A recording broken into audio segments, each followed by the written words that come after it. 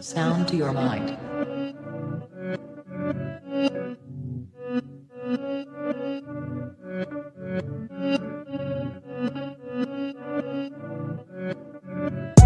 Breathe. I stay quiet as I light on my loud light. Breathe. I balance diet, I'm just trying to get my pounds right. Breathe. I stay quiet as I light on my loud light. Breathe. I balance diet, I'm just trying to get my pounds right. Shouts all on my team, I need more than a mattress support in my dreams. Could grab a few Z's like I'm falling asleep, but I don't wanna wake for the morning. Grief, breathe. Tears drop to the form in the sea. A broke heart, but it's worn in my sleeve. Never listened, I was warned in my teens, but I still skipped school, I was taught in the streets. Ring back, don't call for police. Stand tall, don't fall for the beast. Got issues with trust, so I'm born to believe. We've been a victim of love and now we're caught in it deep. Breathe. Yes, people, what's happening? And welcome back to Gav Goes In. Obviously, you're going to carry on this World Cup series. Obviously, got two more teams to do, Holland or Netherlands, as we call them. And then tomorrow will be Argentina. So, yeah, listen, I thoroughly enjoyed this, discussing every 26-man squad from all the major teams and then doing the likely formation and giving my prediction on the chances of those teams in the World Cup. Looking forward to this World Cup as well. So, as I said, man, yeah, I'm thoroughly enjoying this. Big up to Foxy Danny and big up to Babs One Diva each and every time. So, what I'm going to do, I'm going to share my screen again for those of you that have been tuning in regularly. So, I'm going to share my screen and I'm going to go through each player that's been selected by Ronald Koeman for Holland's squad. And at the end, I'm going to, do the likely lineup that I think Ronald Koeman will go. And then I might change a few things to do my formation or my team as well. So as always, guys, make sure when you come through, you put the you smash that like button, you sub to the channel if you're new in here as well.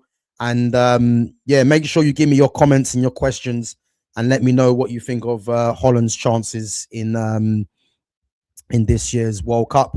And guys, if you got any transfer news as well, make sure you put that into the chat.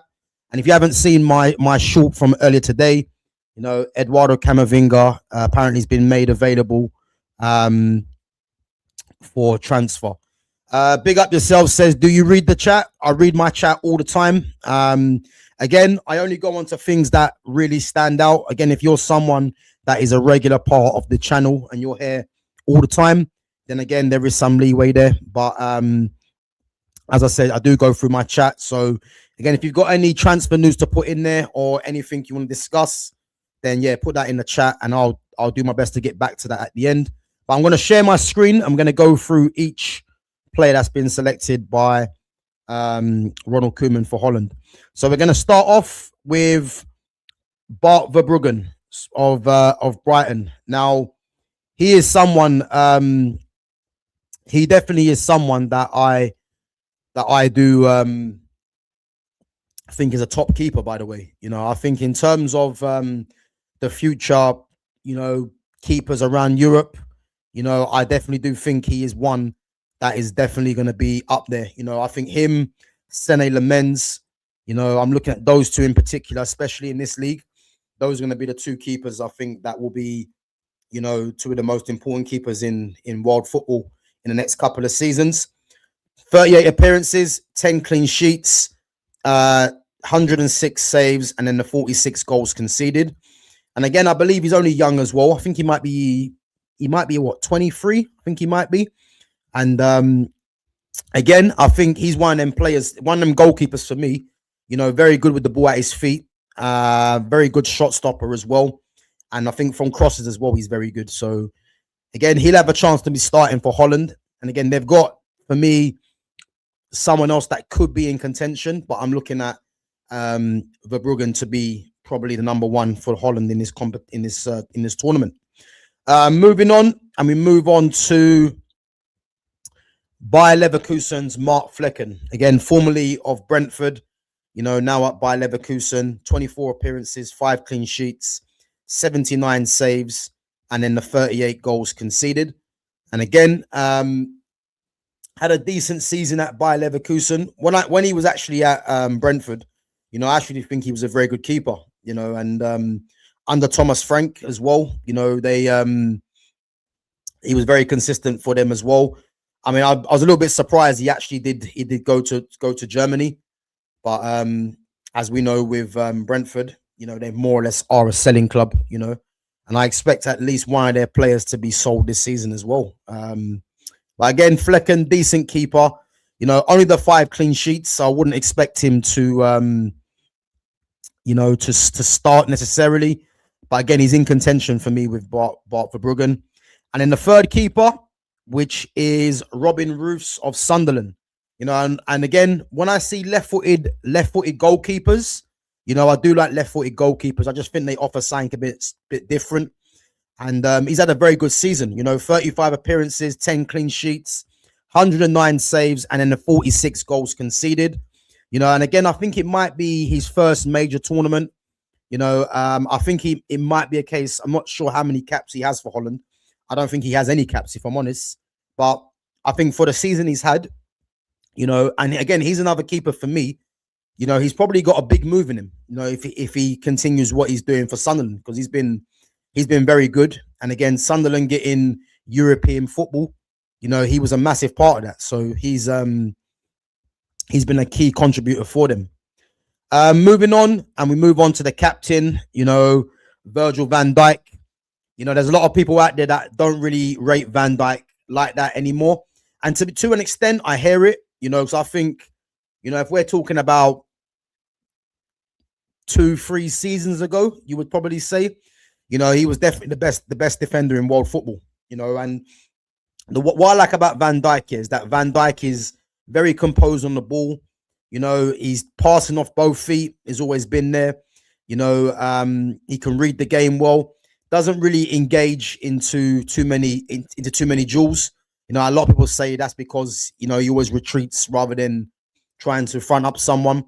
And he's a leader. He's a pure leader. I don't think there's no one that would have seen him coming from Southampton doing what he's done for Liverpool. I think I'd have to say now, I think he's 32, 33. You'd have to say that he's he is getting past his best now. And I think Liverpool definitely need to be looking at someone beyond Virgil van Dijk. And again, but he's still going to be a key contributor for Liverpool in terms of his experience and his leadership.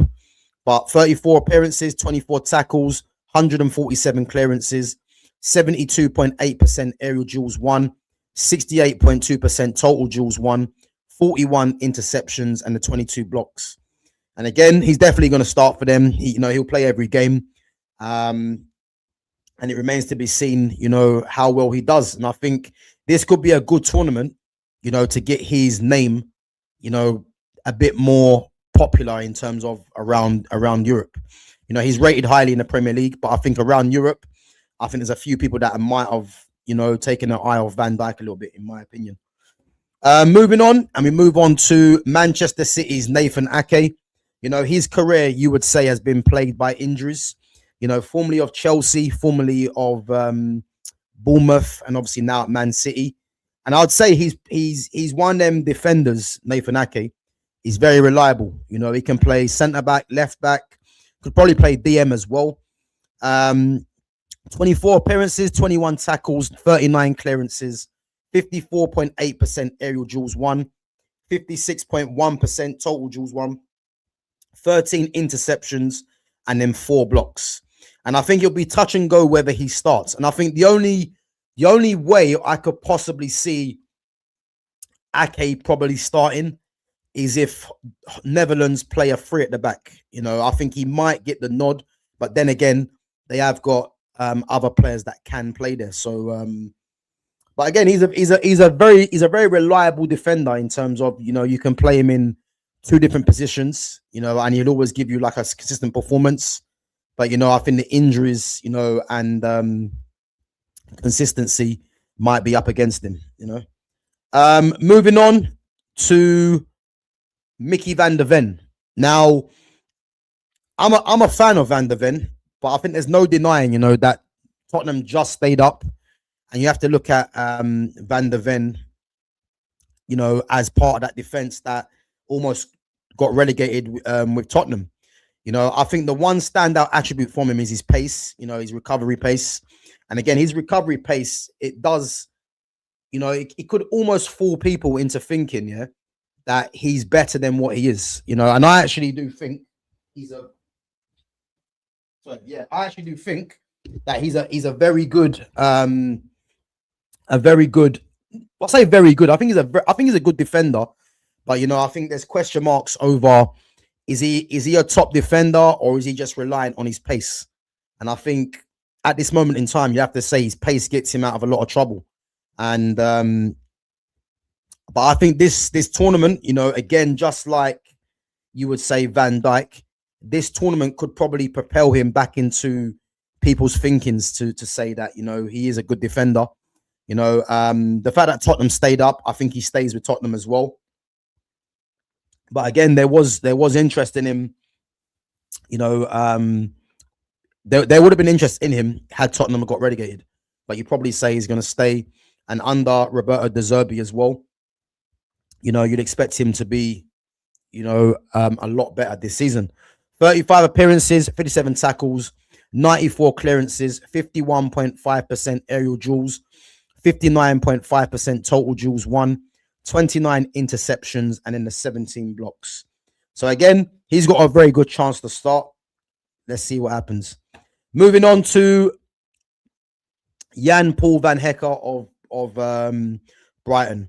Now, I think he's an actually very, very underrated defender. He's been linked with Tottenham as well. Obviously, De Zerbi's there, so De Zerbi knows about him. And again, man, 32 appearances, 41 tackles, 72 clearances, 55.4% aerial duels won, 56.6% total duels won, 26 interceptions, and then the 16 blocks. And I think he's someone for me that is a very good ball player. He would complement, a Van Dijk as well. He's got the experience now in this Premier League. International experience, is still not really there. But again, I actually expect him to be, one of the first names on the team sheet in the future for Holland at the back, because he is a very good defender. And maybe he needs a move so his name can be a bit more, on the map, you would say. Moving on to Yorel Hato, Chelsea's Yorel Hato. And I would say, towards the end of the season, he was one of their standout players. And again, massively experienced already at his young age. This is a guy that captained Ajax, I believe, at the age of 17. He's a centre-back by trade, but can play left-back. And I think he plays left-back come this tournament for Holland. I think he definitely starts for them as well. But it's whether, he's playing left-back or he plays as a left wing-back remains to be seen. But 33 appearances, 51 tackles, 58 clearances, 46.2% aerial duels won, 54.1% total duels won, 33 interceptions, and 11 blocks. And in a season where Chelsea struggled, you'd have to say his first season, he's actually done very good in a sense towards the end of the season. But he'll be looking to kick on next season with Chelsea under Xabi Alonso. But you'd expect if he has a good tournament, you never know, man. There could be teams coming in for him, or it could go a long way for him to force his way into Chelsea's main lineup. Moving on to Arsenal's Jurrien Timber. Jurrien Timber just come back from injury. He come on in the Champions League final defeat to PSG. 31 appearances, 58 tackles, 49 clearances, 47.1% aerial duels won, 53.3% total duels won, 23 interceptions and 5 blocks. And I think in terms of right backs, again, this is a guy that is a centre back by trade. But in terms of right backs in world football, I'd only have Hakimi and Reece James probably ahead of him, if we're being serious, in terms of his consistency and how good he is. I like João Cancelo as well. but I think João Cancelo has been playing mainly at left back. But again, he's a very reliable defender, Timber. The only question mark is, does he start the first game? And I only say that because is it a case where, he's got to get up to match speed to get into the Holland lineup? And that's what's going to be telling. And then we move on to the last defender, which is Denzel Dumfries of, I'm about to say Inter Milan, but he's just agreed to go to Real Madrid. And to think that they got him for 17.2 million, on a release clause, is good business. I'd have loved Man United to sign him as well on that kind of price, because we need an attacking right back, I would say. But 31 appearances, 28 tackles, 31 clearances, 54.9% aerial duels won, 51.2% total duels won, 14 interceptions and 3 blocks. And I think he is someone, that probably goes under the radar, maybe in this Dutch team. Obviously wing back, he can play right back as well, but he's got pace, he's got strength. He's a threat as well in the attacking box. And the fact that he's gone to Real Madrid and he's been identified by Jose Mourinho, as a key signing, just speaks volumes for how highly he's rated really on the continent. And again, he's going to be a starter for Holland, which is why there was no Jeremy Frimpong as well. But again, the fact that he's gone to Real Madrid for such a low fee, I think many teams might have missed the trick on him, Let me go into some of your comments. Big up yourself, guys. If you got any news, any transfer news, make sure you put that into the chat as well. As I said, I will get back to some of your comments as and when I finish discussing some of these players. I'm going to go on to midfield, and we're going to start off with this guy here, who is Barcelona's vice captain, Frankie de Jong. I think Frankie de Jong, for me, for maybe I'll probably say he's probably dropped off slightly, but for me, he's always been one of the best midfielders in the world. When he was at Ajax, he was a Barcelona player easy. That was the only destination really he had to go to because of the way Barca play. When Man United were linked with him, I was excited, to be fair, because he's a top player.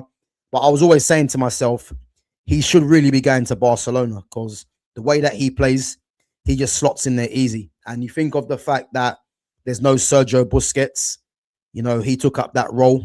I wouldn't say he's Busquets, because really Busquets is a 1 in a million kind of player. But to be fair, Frankie de Jong's is probably one of the closest players to playing as a DM to a Busquets, which just says how good he is.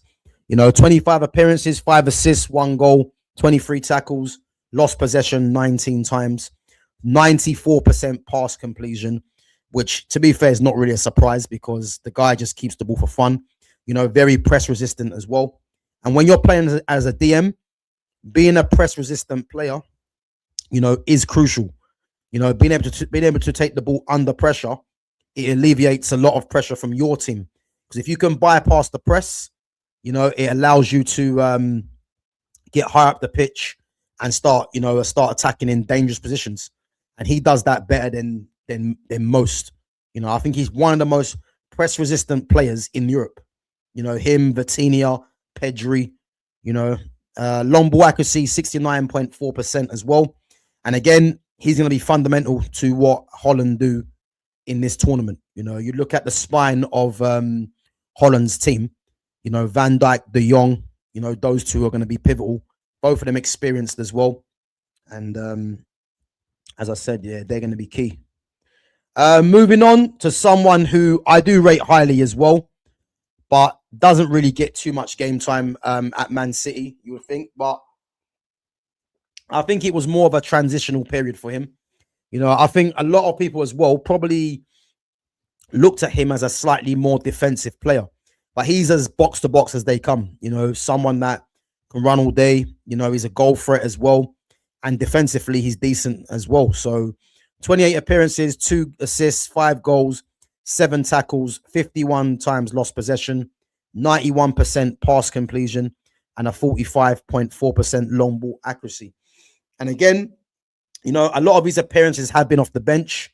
He'll be looking at this season as a way of trying to get into this Man City team. Again, Man City have been linked with, you know, Elliot Anderson, obviously Rodri. This is touch and go whether he stays or not. I think Rodri does stay and becomes a new captain. And all of a sudden you think, well, how is Reinders going to figure in the team? I actually think Reinders next season under Maresca, you know, I think Maresca might use Reinders as his Enzo Fernandez. You know, he might look at him as that sort of player. But come this tournament, Reinders should start, but maybe his lack of game time, I wonder if that works against him. That's the only question mark. But I think Ronald Koeman does rate him, so you'd probably have to say that he does start, but it could be touch and go. Moving on to Ryan Gravenberch. Now, what's frustrating for me, on a personal level, is that although he's at Liverpool, this was a player that I wanted Man United to sign when he was at Ajax. You know, when he wore that number 8 shirt for Ajax, he was linked to Barcelona at the time. He was linked to Bayern Munich, and obviously he made the move to Bayern Munich. I always said to myself, Man United need to go and buy him. They need to go and buy him. And if anyone remembers as well, you know, he was someone that they were earmarking as being the next Paul Pogba. That's how highly thought of he was. You know, went to Bayern Munich, didn't really settle there. You know, come to Liverpool. Obviously, he's won the league with them as well. And you'd have to say that he's definitely a number 8. You know, Arne Slot playing him as a 6. He's not a 6, he's number 8. But it's interesting to see what Iraola is going to do with him actually this season. But he's a very, very, very good player, man. You know, press resistant, technical. You know, he's got physicality as well. He's got an eye for a goal, eye for a pass. And I think next season, I think he gets back to the level that he showed when Liverpool won the league. You know, I think he's a very good player. 36 appearances, so almost ever present. 3 assists, 5 goals, 38 tackles, 75 times lost possession, 90% pass completion, and a 36.8% long ball accuracy. And again, he's going to be key for Holland. You know, as I said, you look at the spine of Holland's team, and you've got Van Dijk, you've got Gravenberch, and Frankie de Jong, and I expect those 3 there to be definite starters come the first game. Moving on to Juventus's Teun Koopmeiners, you know, left-footed central midfielder. And again, just like I mentioned yesterday with the Fabian Ruiz and even the Mikel Merino, I think a lot of people don't really take note of this, And what's this? Bayern Munich looking at Rio. Bayern Munich looking at Rio, and Liverpool have said no. So again, Teun Koopmeiners, left-footed central midfielder, 33 appearances, 0 assists, 0 goals, which is poor to be fair, 16 tackles, 90% pass completion, and a long ball accuracy of 29.4%.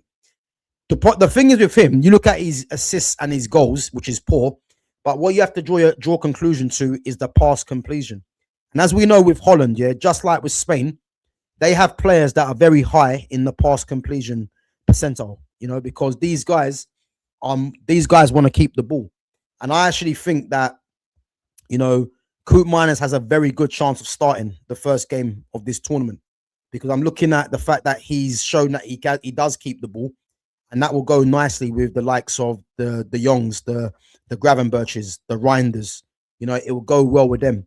And he's left-footed as well, which is, you know, a massive selling point, you know, for him to be starting. So I don't think people deep, having a left-footed central midfielder, you know, it adds so much balance, because the majority of players that play in midfield in Europe are right-footed players. And if you've got a left-footed central midfielder of quality, you know, these guys are few and far between. So again, I'm not saying he's a world beater, but the fact that he's possession-based, you know, and he's left-footed, again, it's going to be crucial for Holland in this tournament. Moving on to Brighton's Mats Wiefer. Again, someone that's versatile. You know, he can play right back. You know, he can play central midfield. And again, he's going to be like a utility player for Holland. 26 appearances, 3 assists, 2 goals, 33 tackles, 39 times lost possession, 85% pass completion, and a 24.1% long ball accuracy. And again, he's someone for me that is a very good squad member. He's not going to start, but again, he's someone that can cover multiple positions. Moving on, and we move on to another Timber.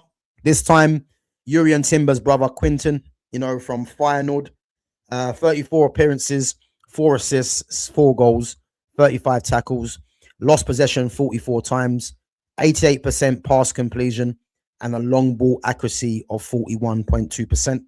And again, he's another player that's going to be making an impact from the bench. I think he has got a goal in him. I think he's captain of Feyenoord as well. So again, he brings that leadership quality to the squad. The fact he's twin brothers in there as well, Jurriën Timber, there's going to be that kind of relationships and camaraderie in the squad. And he's actually a decent player as well. So again, man, yeah, another good squad option.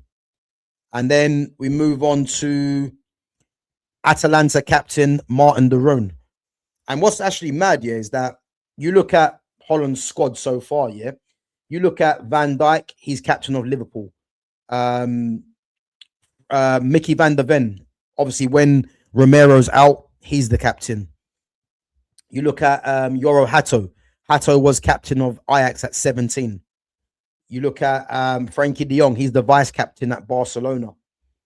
And then you've got Martin de Roon, Quinten Timber, they're both captains of their club. So they've got a lot of players in their squad, yeah, that have leadership qualities. And come this tournament, it is going to be crucial.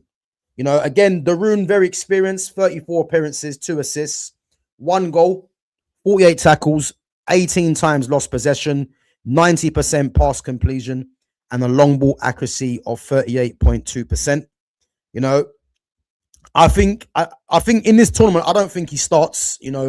I think before he was a starter, but I think the fact that there's other options there, I just wonder if he becomes a squad option in this tournament. But again, having his experience, having his running power as well, someone that can get around the pitch, in these kind of tournaments, it's going to be needed. So that's probably when, as I say, he comes to fruition for Holland. But again, very experienced. And then we move on to Gus Till.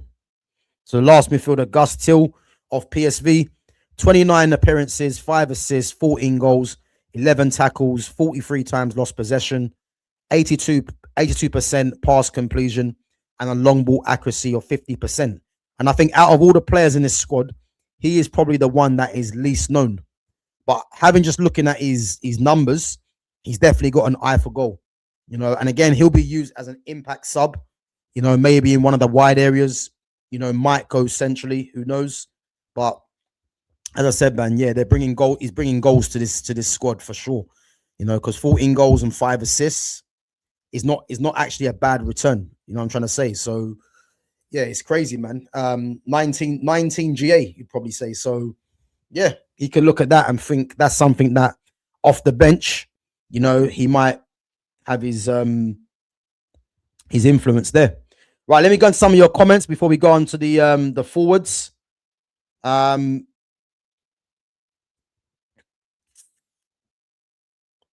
Messi's the GOAT. I don't know what Messi has to do with this one, but I hear it. Big up to Mamba, says yes, Timber. Yeah, Timber. The thing is, I would start Timber, but I wonder if it's because of the injuries, if he does get the nod to start the first game. Because he might not have any match practice. So, let's wait and see. Anyway, let's move on to the forwards. And we move on to Memphis Depay.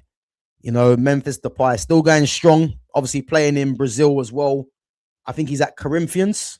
23 appearances, 13 goals, 5 assists, 28 dribbles, lost possession 110 times, 104 touches in the opposition box, shot accuracy of 52.3%, shot conversion of 21%, and then a pass completion of 79.5%. Now, the thing is, I'm actually not sure if he actually starts, because if you look at since the player burst onto the scene, he's always been a starter for Holland. I wonder if Holland go in a different way and play with a target man, or do they stick with the pie and then have different players coming off the bench to replace him? I don't know, but I'm looking at the formation that they could play, means the pie might get another start. The only thing I would say about this Holland team, because I've got them set up in a 4-3-3. I don't actually think they're going to play the 4-3-3, and I'll tell you why.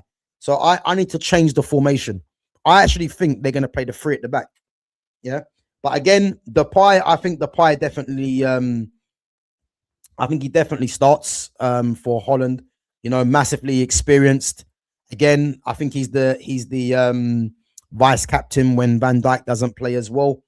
So again, massively talented player. And to be fair, he does produce in tournaments for Holland, Moving on to Liverpool's Cody Gakpo. 36 appearances, 14 goals, 7 assists, 39 dribbles, 121 times lost the ball, 153 touches in the option box, 54.1% shot accuracy, 18.9% shot conversion, and an 83.2% pass completion. And he's a weird one, Cody Gakpo, because he's one of them players, that he performs better for Holland than he does for Liverpool. With Liverpool, he's very hit and miss, but with Holland, he actually shows up. And I think he is someone that, although I don't really rate him that highly, he definitely starts for Holland. I think he's considered by Ronald Koeman, as one of his key players, whether people like it or not. Because for me, I think he's a good player, but he's nowhere near like a key player for me. But he is someone that he does pop up in key moments for Holland, man. And don't be surprised if he doesn't get a couple of goals in this tournament, because that's what he does, and I actually think he starts. It's just, I think if they play the 3 at the back, I think he gets a start. Yeah, I think he plays regardless. Moving on. Move on to Roma's Daniel Marlin, formerly of Aston Villa, former Arsenal product as well from the youth. 29 appearances, 11 goals, 4 assists, dribbles 31, lost possession 98 times, touches in the opposition box 114, shot accuracy of 49.3%, shot conversion of 16.4%, and then a pass completion of 78.8%. Now I look at what I look at what Holland have in their squad, and he's potentially the only player that can play out on the right hand side, which is why I actually think Holland go to a 3 at the back, But he's one player that in their squad, he can he can get a goal as well. He's hard working, and I look at him as more of a surprise factor. He's more of a surprise factor in the sense that, if you sleep on him, he's someone that can surprise. I don't think he's a great player by any means, but he's someone that you can't really sleep on, because he does show up in games where, if the game's going against the run of play, like for Holland, he might get a goal, or create something, but I don't expect him to start really, unless, because he's the only player I'm looking at that can play on that right hand side if you're playing a 4-3-3 or if you're playing a 4-2-3-1, which is why the fact that Xavi Simons is out injured, I think Xavi Simons could have been a shoo-in to start,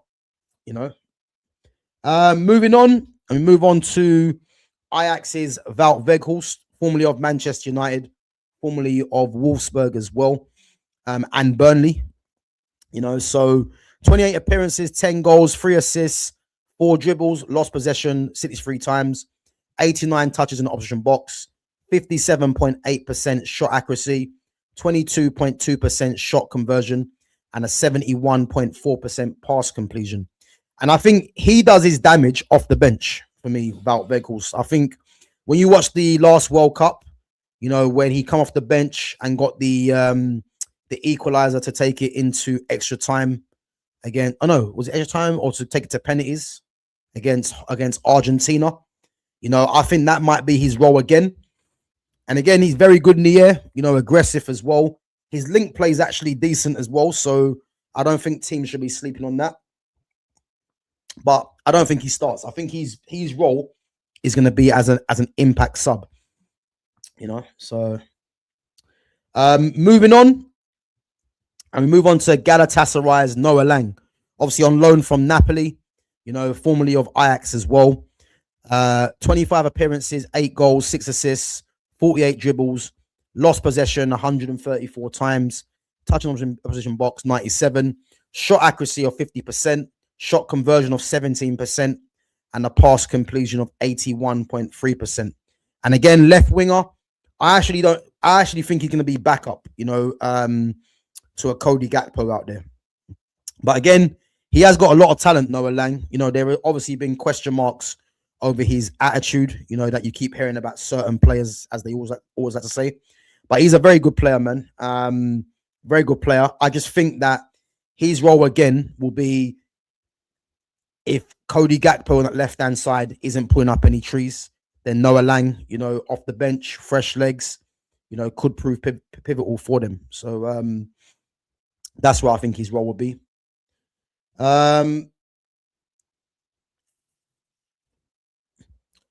Justin Kluivert of Bournemouth, you know, the son of Patrick Kluivert. You know, Justin Kluivert, for me, the way that he's kind of transformed his game, because I never saw Justin Kluivert playing as a number 10, I'll be honest.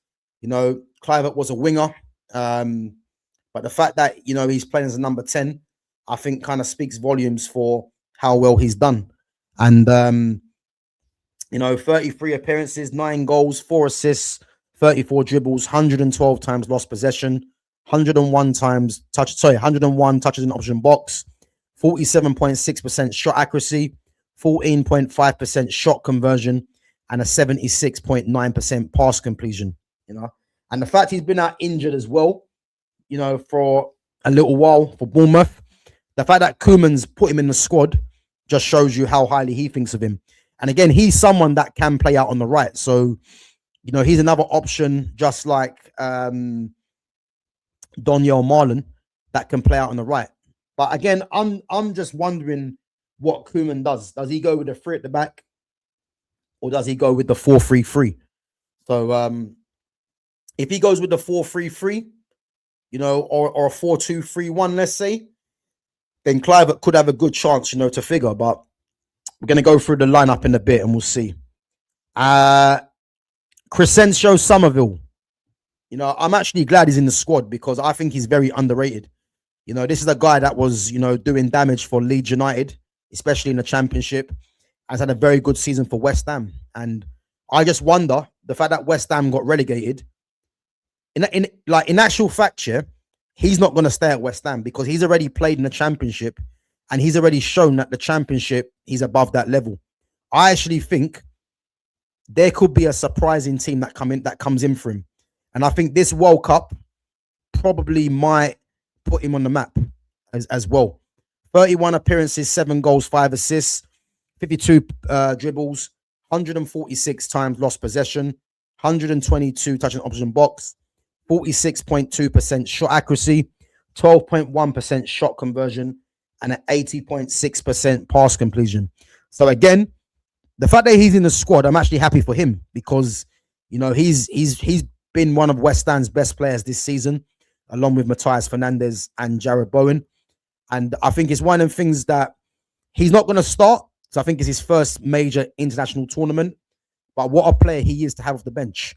And I look at the wide players that West Ham have, you know, one thing that stands out from a lot of those wide players, they've all got good pace, you know. So I just wonder how much game time he gets. But for sure, yeah, he's going to be a problem. He's going to be a problem for if he comes on with fresh legs as well. And then the last player, we've got none other than Sunderland's Brian Brobby. Now, you know what I'm laughing with Brian Brobby, yeah? Because when Man United were linked to Brian Brobby, I was like, they cannot be bringing in Brian Brobby, formerly of Ajax as well. And Brian Brobby for me isn't my type of striker that I like to watch, yeah. But even I would say, yeah, just being honest, at Sunderland, I've actually been quite surprised because he's actually been very good. I'll go as far and say, yeah, he's been one of the standout strikers this season in the Premier League. Like he's been good. And the fact that he's in the squad, it's not really a surprise. He's got that physical presence as well. 31 appearances, 7 goals, which ain't great. 1 assist, 18 dribbles, 87 times lost possession, 164 touches in the opposition box, 59.6% shot accuracy, 21.4% shot conversion, and a 74.2% pass completion. And again, his numbers ain't great, yeah, but I think it's what he brings to it's what he brings to this Holland front line. He can hold the ball up, he's aggressive, he's got decent pace as well. And I think he could be in terms of this whole squad, he could be the surprise factor. Again, I don't rate him as a top footballer, but he could be the surprise factor for them in this tournament. And it's one of them things where I don't think he starts for Holland, by the way. I think he might be used as an impact sub. But you could, because you've got Depay, you've got Wout Weghorst, and you've got him that potentially will be playing through the middle. But I'll look out for him because he's he could surprise people in this tournament, because he's had a decent season for Sunderland, and obviously they're in Europe as well, and he's been a big part of that. So let's see what he does. So that's every 26 26 man squad for Holland. I'm going to go through some of your comments quickly before we move on to the lineup. Big up to Fitz. Big up my guy each and every time. Big up to Christopher McGrath as well for coming through. And guys, as I said, if you guys have got any transfer news, make sure you put that in the chat and we'll discuss that afterwards. And again, if you haven't seen my short from earlier today as well, make sure you guys go and give that a check because I see some news, man, and I'm not gonna lie, I'm kind of excited now. Eduardo Camavinga, I'm getting excited because there's talk about Eduardo Camavinga being available for transfer. So again, if you haven't seen my short from earlier today, go and give that a check and make sure you comment and let me know what you think. So what I'm gonna do, guys, I'm gonna share my screen. And we're going to go onto the lineup. Just bear me 1 minute.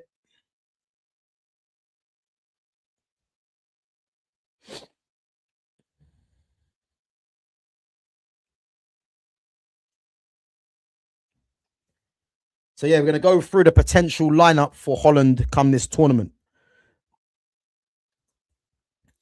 So again, I've set it up for a 4-3-3, yeah.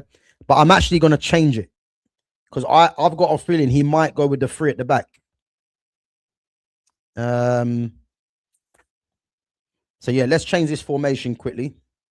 And again, let me know in the comments what you think the formation or the team might be. So I actually think, yeah, he might go for I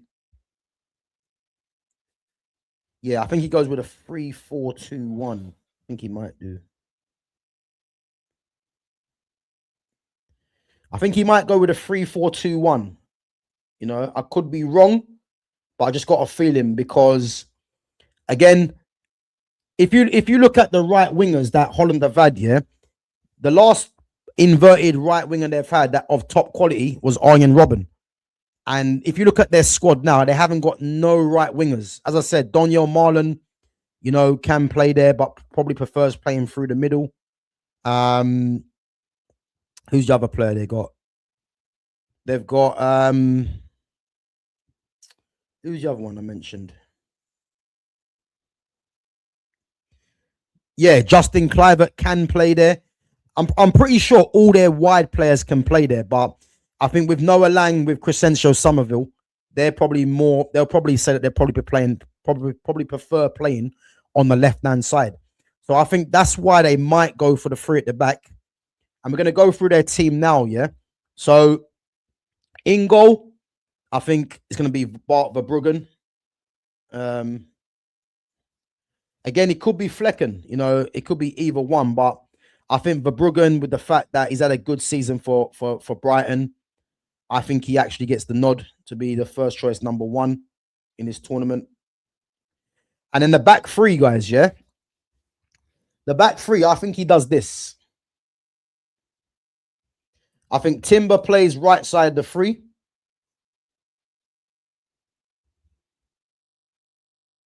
Obviously, Van Dijk is the captain. He'll be in the middle.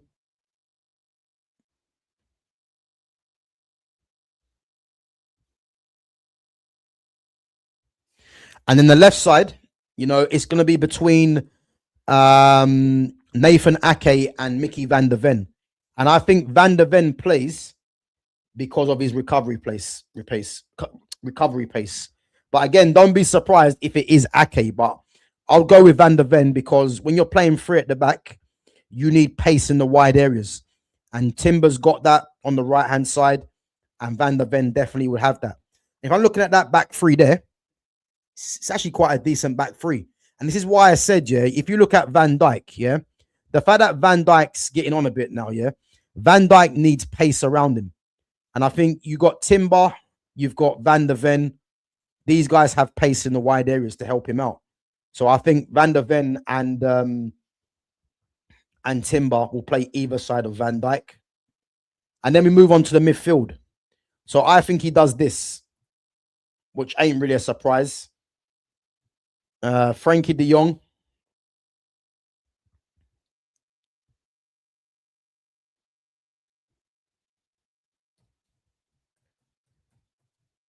And Ryan Gravenberch. So again, looking at that team there, yeah, the three at the back, the two midfielders in front, and the goalkeeper, that spine there is actually very good. You know, Verbruggen, Timber, Van Dijk, Van der Ven, de Jong, and Gravenberch. You know, de Jong and Gravenberch will be patrolling that midfield. Van Dijk's got the protection in front of him. He's got the protection either side of him as well. And I guarantee you, if they play this formation, Van Dijk will be fine. He'll be fine because, as I say, he's got pace either side, and he's got someone in de Jong and Gravenberch that want to keep the ball. You know, so I think Van Dijk will thrive off that that triangle that he's got in front of him, and then the two either side. You know, and all of a sudden that team looks solid. And then the wing backs for me are going to be Denzel Dumfries. You know, obviously just signed for Real Madrid. And then on the other side will be Yoro Hato.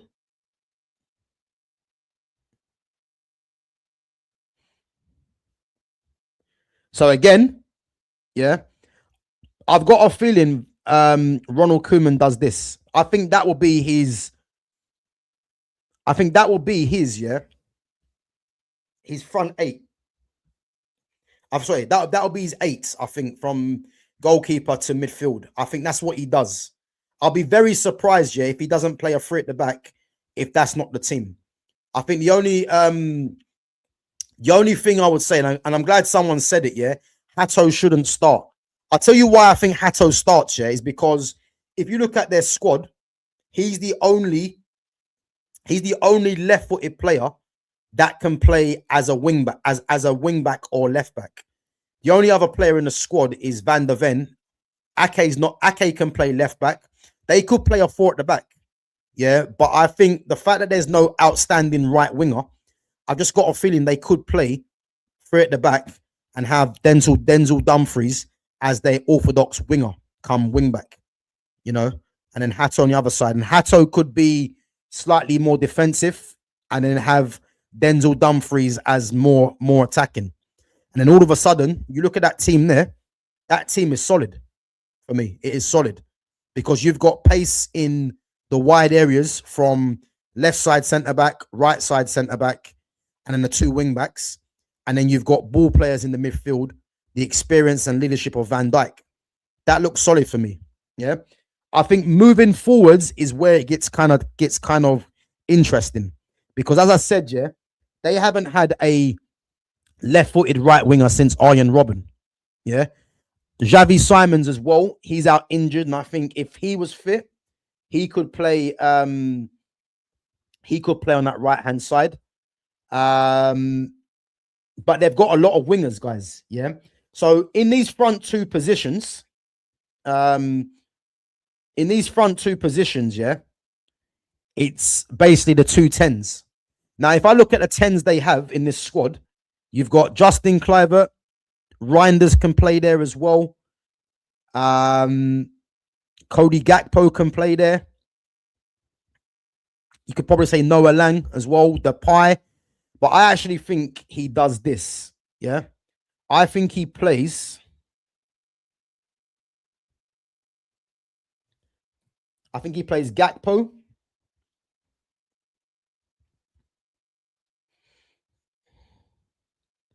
And this right side is difficult because Kluivert's been out injured.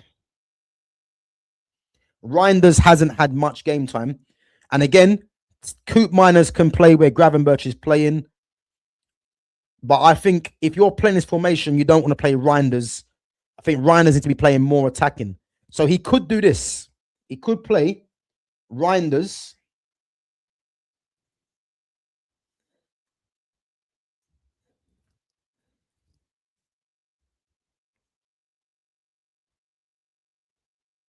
And then Memphis Depay.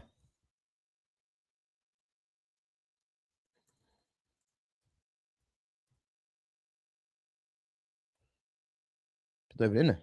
That's mad.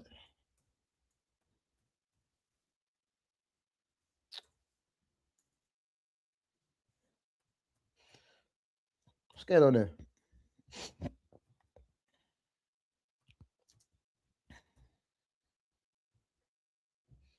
So yeah, I reckon he does this.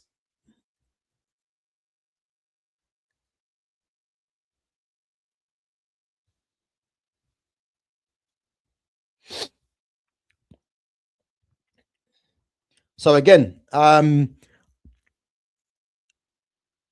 reckon he could do this, you know. Depay, Gakpo, and Reinders. And you know what it is? Looking at that team there, that's actually a good team. That's a team there that I would say quarterfinals they could get to with that team. And let's not forget as well, yeah, this is the 3 at the back formation. You know, they could go to a 4-3-3, a 4-2-3-1. If you go with the 4-2-3-1, you could have let me change it now and just change some of the players. So I'm saying that he could go with this formation. As I said, you got pace in Dumfries and you got pace in Dumfries in the wide area, pace in Yoro Hato in the wide area. Hato could be slightly more defensive as he's actually a centre back by trade and can play left back. And then you got Denzel Dumfries again, who's a right back, right wing back. Urian Timber, right side centre back. Van der Ven, left side centre back. And you got pace in the wide areas there from defensive and attacking wise from both sides. Van Dijk will be the conductor, the leader. Then you got De Jong, Gravenberch will be playing in this area here and just dictating the tempo of the game.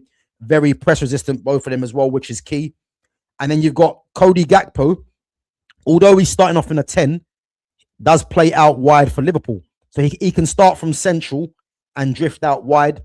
Reinders, you'd expect to be playing a bit more central and allow Denzel Dumfries to dominate this side of the pitch. But he can go there if need be. And then you got Depay as well that can drop in there and hold play up. Yeah. But alternatively, yeah, they could actually go to a 4-3-3. And then you could play Gakpo out here. You know, Gakpo could play out there. But of course, you can play Gakpo there. You could play Crescencio Somerville there. Noah Lang. On this right-hand side, you know, they could play Justin Kluivert, Donyell Marlon as well.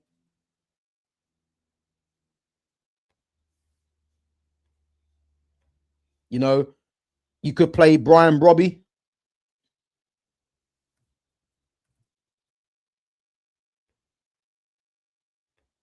You know, Brian Robbie could play there as well. And then in this here, you could play Frankie de Jong will play right in the central. You know, Frankie de Jong could be there. You know, and then you could play Coop Miners. Obviously, he's left-footed, so he'll add balance on that side of the pitch. So Coop Miners could play there for being left-footed. That side, this side here, you could play Quinton Timber. You could play Reinders, Gravenberch. Let's put Reinders there.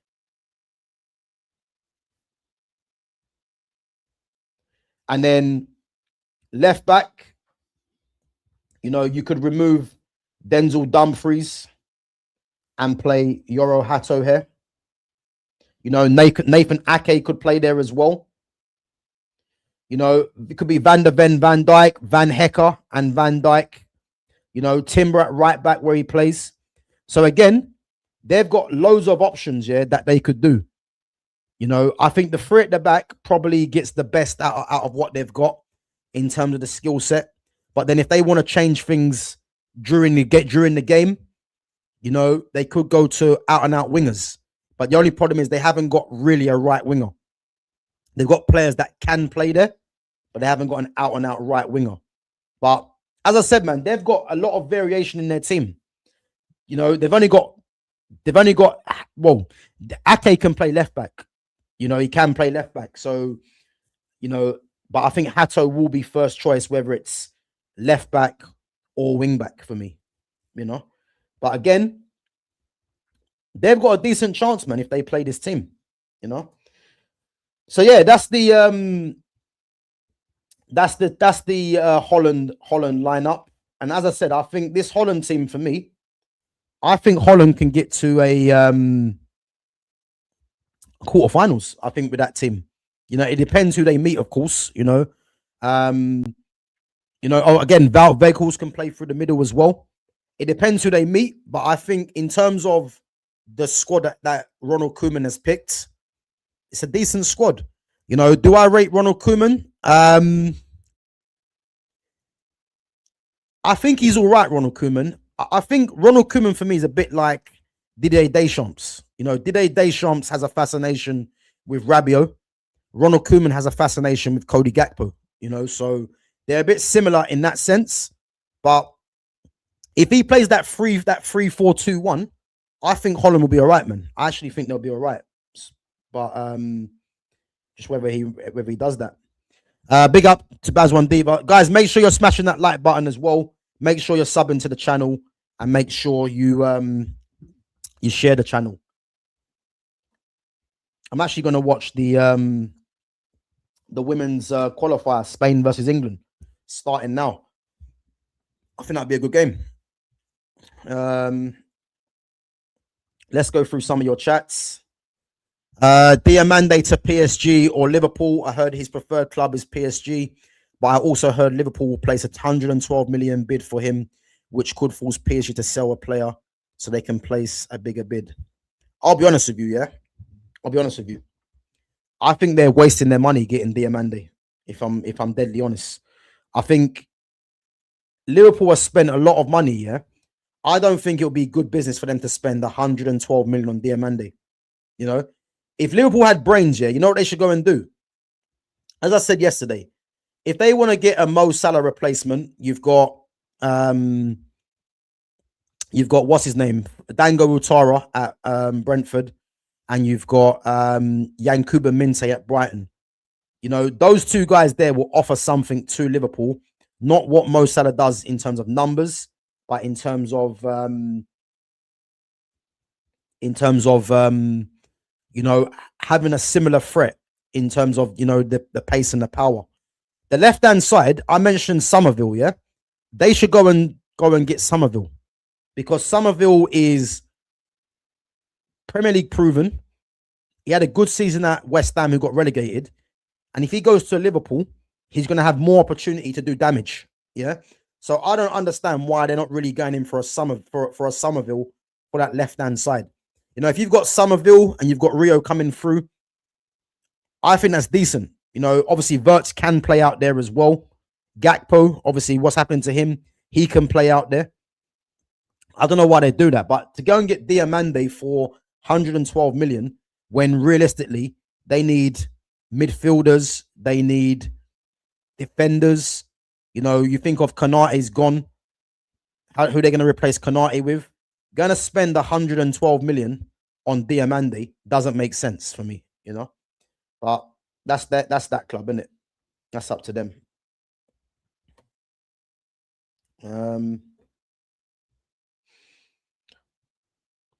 Somerville's a bad man. What's wrong with this?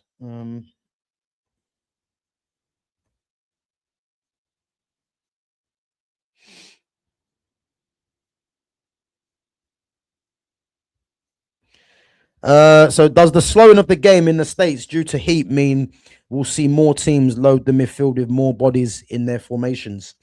But you know what? This is a good question, because this is why I've said the fact that the heat's going to be mad in America, yeah, this is why even more the reason to be bringing players that can keep the ball.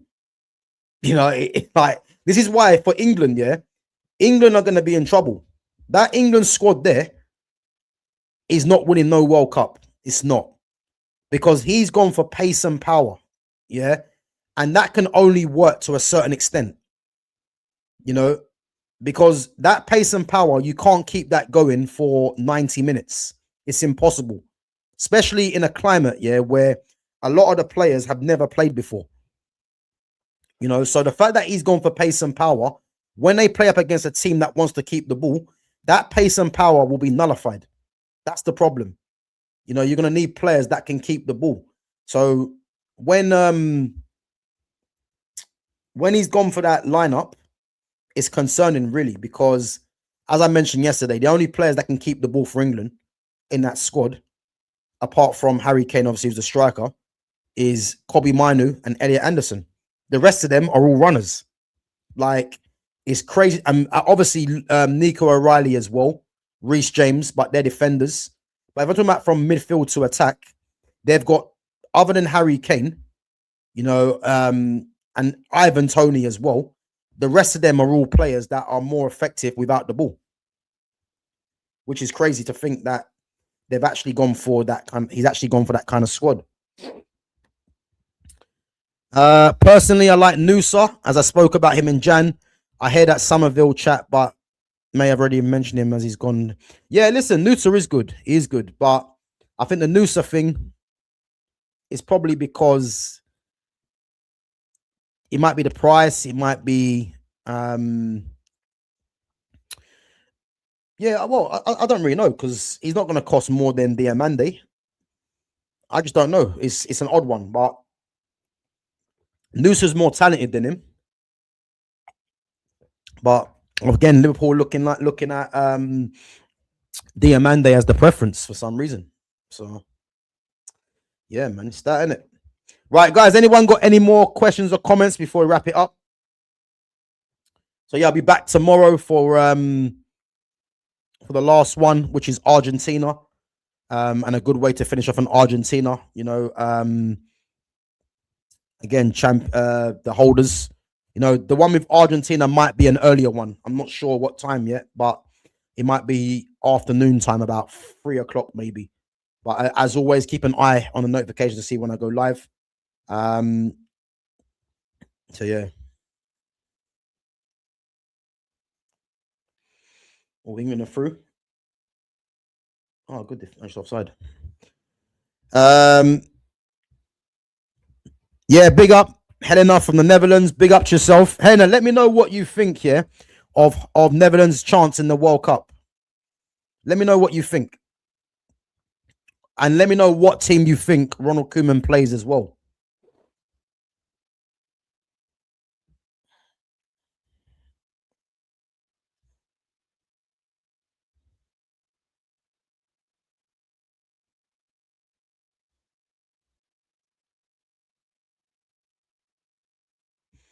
Guys, make sure you're smashing that like button as well when you come through. And yeah, make sure you you sub to the channel if you're new as well.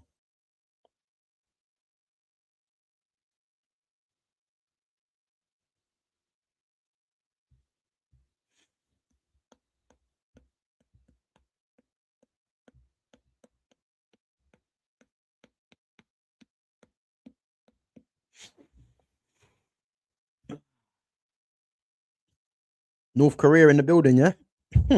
Mad.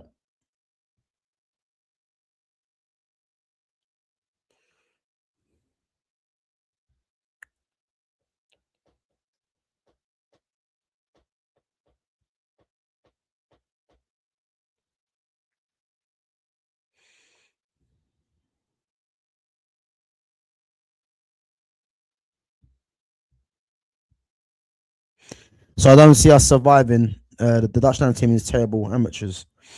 But again, if you've seen my my formation that I've done, yeah, what I think Koeman could play, let me know what you think of this lineup. So I reckon he plays a 3-4-2-1, yeah. So I think it'll be Verbruggen in goal, the back three of Jurien Timber, Van Dijk, and Van der Ven. The two wing backs in Yoro Hato and Denzel Dumfries. Midfield two of Frankie de Jong and Ryan Gravenberch.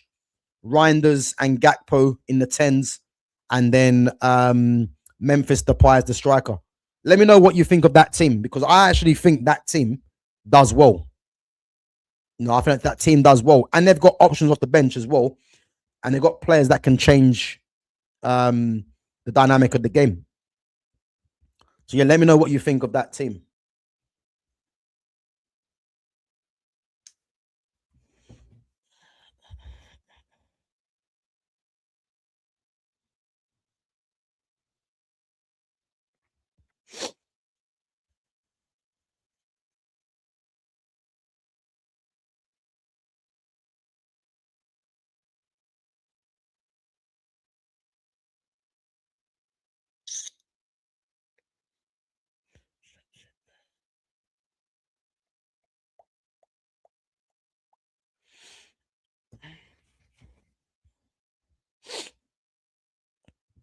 Big up to Lumi Rain. Big up yourself.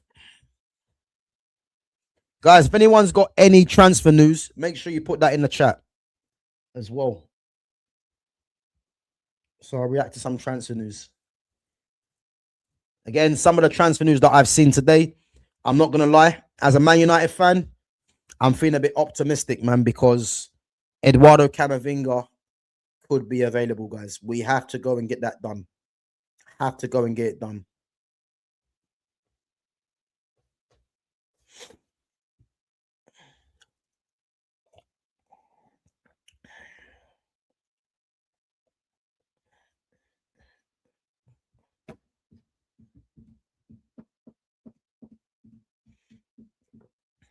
Anyone watching the women's football right now?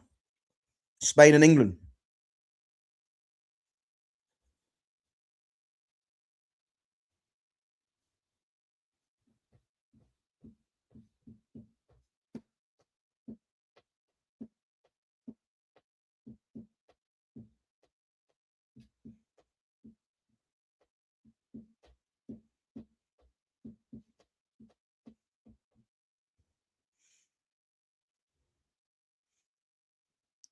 Vicky Lopez, she's decent this game.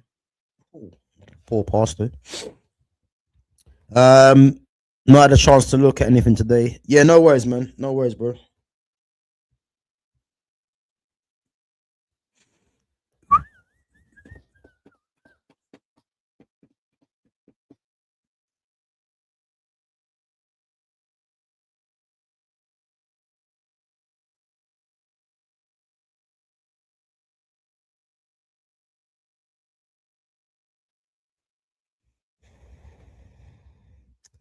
So I would do a 3-4-3 from the Hato, Van Dijk, Van Heck. Wingbacks from Van der Ven and Dumfries. De Jong, Reinders, Gakpo, Doniel Marlon and Somerville. Do you know what? That's quite a similar team to me, yeah? And the thing is, I was going to put Van Hecker in there, but But I think Timber plays in it because if Timber can't prove his fitness, the three at the back, then Van Heck goes in there. But I think Timber could start the first game. He could start the first game, but if he doesn't, and they play the three, then Van Heck goes into there. The reason why I'd put Van der Ven as a left side centre back and put Hato there is because, as we know with Van der Ven, Van der Ven suffers a lot of hamstring injuries. And if you've got Van der Ven running up and down at wing back, it could aggravate a hamstring injury, which is why I've got Hato there. But as we know with Hato's actually a centre back by trade. And obviously he can play left back as well. But that's why I've gone for Hato as the wing back, Van der Ven as a left side centre back, Denzel Dumfries, yes. So you've gone for De Jong and Reinders. See, I wouldn't put Reinders in the three at the back. Reinders, for me, if Reinders is playing a 4-3-3, he could be the attacking left-sided or right-sided central midfielder. But when you're playing a 3-4-3, you need players that can hold position and dictate, yeah? And that's why Gravenberch and De Jong together, will be crucial. I think Gakpo plays on the left. So you're saying Gakpo plays on the right or Gakpo plays through the middle? And then Daniel Marlon and Somerville. I don't think... I would start Somerville, by the way. But Somerville's not going to start because I think he's inexperienced at the level. So Gakpo will start for me on the left-hand side. And you've got Noah Lang as well, who's more experienced than Somerville for international football. And I think Depay plays through the middle.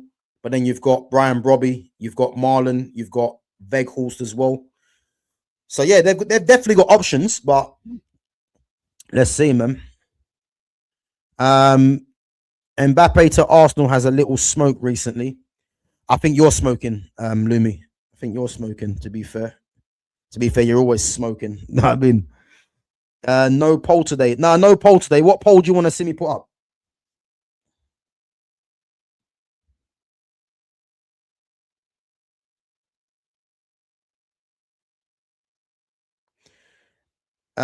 Listen, I don't want to see that losers mentality there. Many people say that we will become world champions. Unrealistic thoughts. We will never become world champions. Yeah, but again, you can't have that mentality, man, because it will never happen. I think with Holland, yeah, they're always one of them teams that they always flatter to this. They always flatter to deceive, really, because you look at some of the players they've had: Van Basten, Patrick Kluivert, Edgar Davids, Clarence Seedorf, what's his name? Robin Van Persie, Dennis Bergkamp. They've had some serious players. Jaap Stam. They've had some serious players. And Johan Cruyff. There we go. Big up to Karen. They've had some serious players, man, and they never get the World Cup over the line. And that's the problem. But listen, man. Yeah, but as I said, man, they I don't think they win this tournament by any means, but it could be one of them things, man. They could get to a quarterfinal, but a lot of it depends on who they meet, innit? You know what I'm trying to say? If they meet one of the favourites, it could get a bit sticky, but yeah, Weefer's in the squad, but Frimpong got left out. And again, Frimpong got left out, because I believe Denzel Dumfries will be the right wing back. And again, if they want to go to a 4-2-3-1, Dumfries can play right back, Timber can play right back, Weefer can play right back, and then you've got Daniel Marlon who can play right wing. Kluivert could play there. So I think that's the thinking behind it. Camera to United. Listen, guys, make sure you go and watch my shorts. It's on the channel. It's on the on my playlist. So under my shorts, I pulled it up literally a little while ago. Camavinga, I'm telling you now, I just got off feeling Camavinga could be at United. The fact that I'm seeing that he's being made available for transfer, Man United have to be all over that deal, man. I'm sorry. It has to be done. So I'm just hoping that, you know, they because apparently Mourinho's put up 6 players for sale for transfer, and he's one of them, along with Rodrigo, by the way. Camavinga, Rodrigo at the Theatre of Dreams. Give me that right now, man. Left wing, centre mid. Yeah, if we could do that deal, I'll tell you now, man, I'll be smiling the whole summer. Imagine if Man United got, Camavinga and Rodrigo in one window. Imagine that. Crazy, man. Crazy business.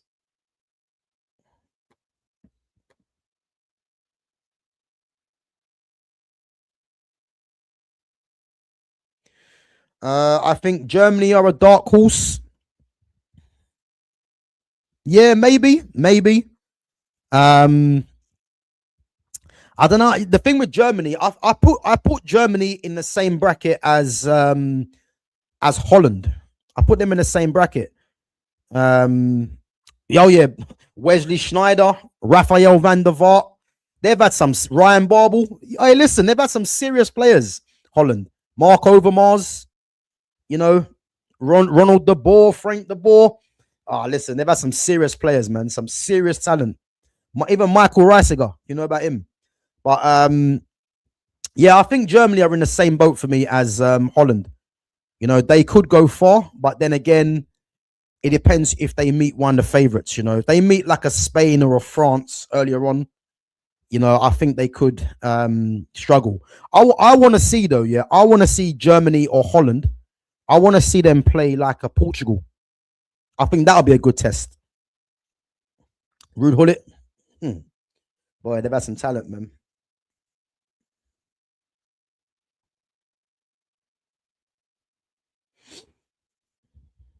Yeah, listen, man, they've had some serious talent. Like it's a joke, man. I think when you have so much talent like that, you know, you have to be winning something. Like even if it's a Euros, you know, because they've had some good players, man. It's actually a shame. Yeah, big up, man. Big up yourself. So Gav, the World Cup starts the 11th of June. Yeah, it starts next week. I can't remember who the first game is. I think I could be wrong. It might be Mexico first game. I don't know. Am I from South London? I'm not. I'm not from South London. No, I'm not. Big up, man.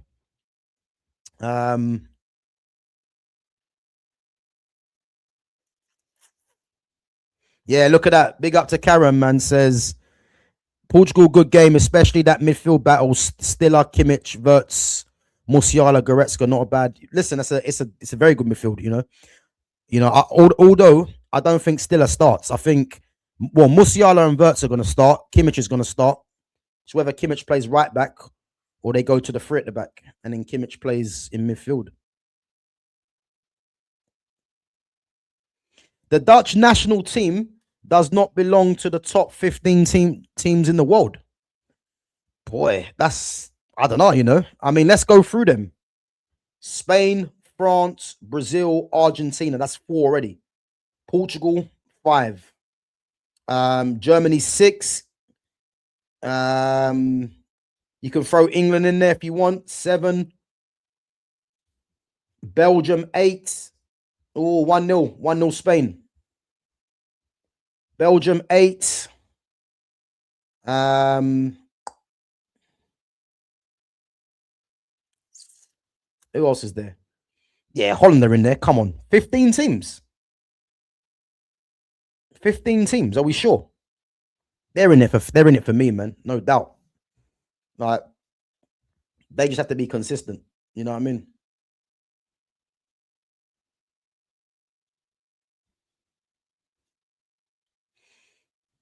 Shut shit down. Oh, Karen, you're from do you know what? Do you know what, Karen? Yeah, the fact that you've told me, you're from Germany, You know, when I saw your name first of all, I know it's a bit different, but do you remember, And I want to say he could be from the same country as yourself, But do you remember a striker for Germany called Kevin Karanyi? Do you remember him? Kevin Karanyi. Because when I saw your name, Karan, I'm thinking Karanyi. So the fact that you're from Germany, I wonder if you're from the same country as him.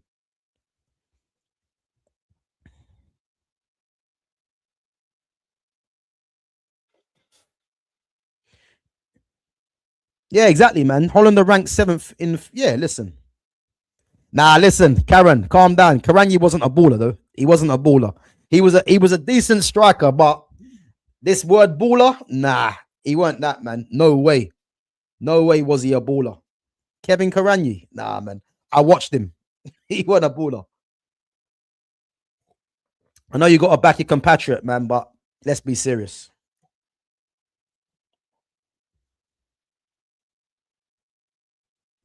Yeah, decent, man. Decent. There we go.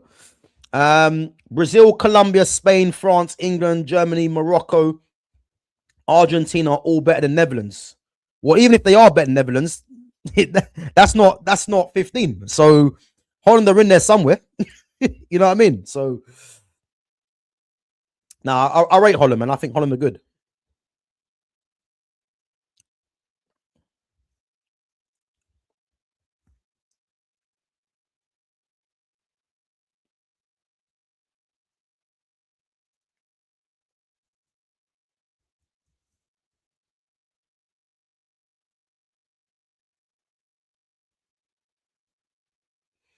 Oh, good play.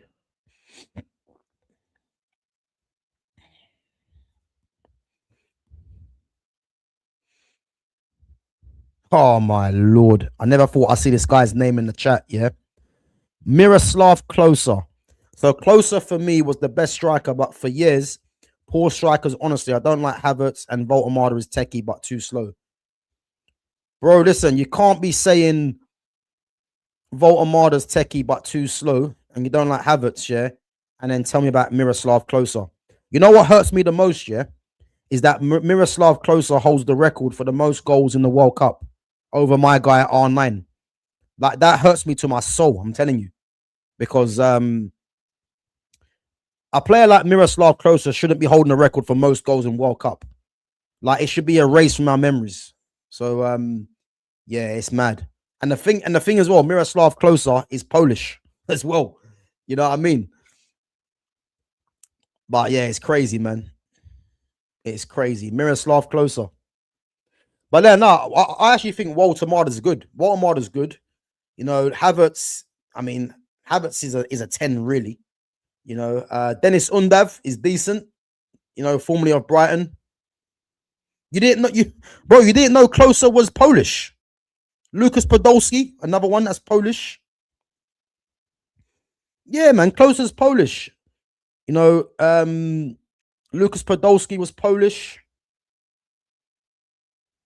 Yeah, man. You know what it is? Walter Marder, yeah, isn't my type of player. Yeah. Sorry, let me just get back to this message, yeah, because I just seen some nonsense. And again, he's an Arsenal fan, yeah. So Havertz ain't a 10. Have you seen him play? And again, yeah, you see comments like this, yeah. It lets me know that once in a while, yeah, you get people that come on to people's channels and they just try to put stuff in there and don't know what they're talking about. If you didn't know, Mr. Iconic, yeah, I know you're an Arsenal fan, but go and do your homework. Kai Havertz is actually a number 10. Go and look at Bayer Leverkusen.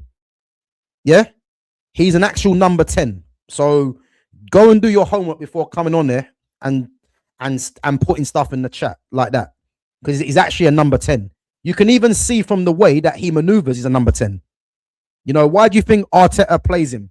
He plays him as a false 9 because the false 9 position is the closest thing to playing as a number 10. So, yeah, man. Go and do your homework, bro. Big up to Baz1 Diva with the super sticker. Big up yourself.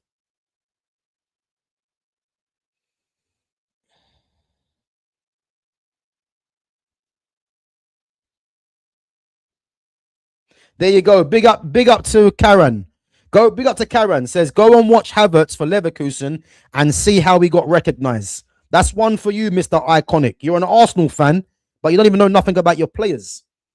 You know what I mean? Like, Kai Havertz is a number 10, man. What are you talking about? So right, so because he plays there, he's crap. That's not the point. And he's actually a number 10. Like, it's poor to come onto a channel and you know, say he's never played, he's not a 10. He's actually a number 10. But the way football's gone now, yeah, he plays as a false 9. And as I said, the false 9 position in football now is the closest position to a number 10 if you're going to play like a 4-3-3, you know?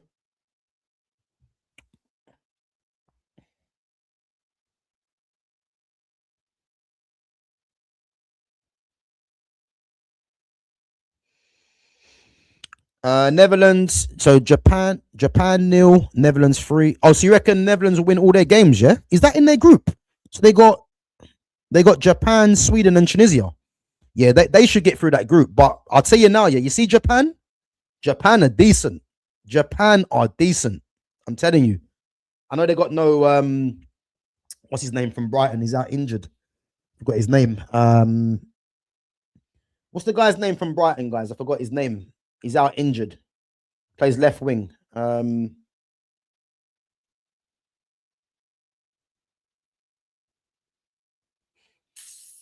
forgot his name now. Oh, Mitoma. That's the one. They were trying to say he was going to be the next Ozil. Yeah, exactly. The thing is, if you look at Bayer Leverkusen, yeah, they had Havertz, and then Florian Wirtz took over from Havertz, basically. You know what I'm saying? So again, Havertz was a 10 man. You know, you might see him play as a 9 now, but he was never a 9. It's just because of the adaptations of football right now. You know?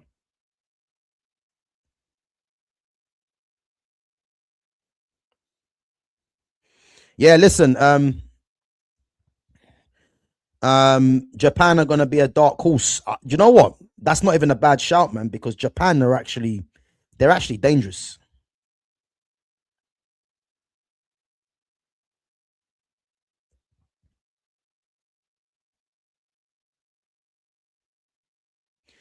I can't lie. I think England are going to have a hard time in their group. You know, Croatia and Ghana won't be easy. Yeah, listen. A lot of it lends to the squad he's picked. As I said, you know, against the I think Croatia's the first game. Yeah. Again, you would expect England to get through their group because even if you finish third, you can go through. And I think if England was to finish third in the group, their path is a lot more easier, you would say. Even though there's no easy path, but it's a lot more easier. You know, but you'd expect England to get through their group. But I'll tell you this now, yeah. If they play any team that wants to keep the ball, they're in trouble because of who they've picked. Well, England get him.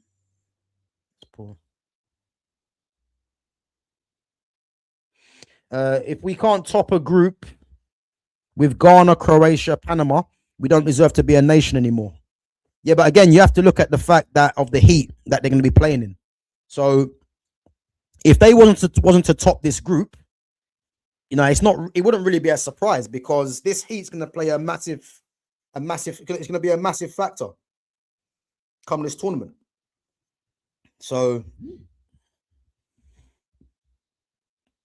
but I mean, I'm looking at the Panama game. Yeah, they should be hitting Panama for 6. Like, I don't think that's out of the question. They should be hitting Panama for 6, and Panama's their last game. So, let's say they've already qualified. Yeah, they might even change up their team, but they should be hitting a team like Panama for 6 if we're being serious.